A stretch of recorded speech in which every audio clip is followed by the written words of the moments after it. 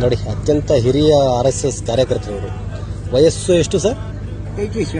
87. ವಿಠಲ್ ರಾಮ್ ಪ್ರಭು ಅಂತ ಭಟ್ಕಳದವರು.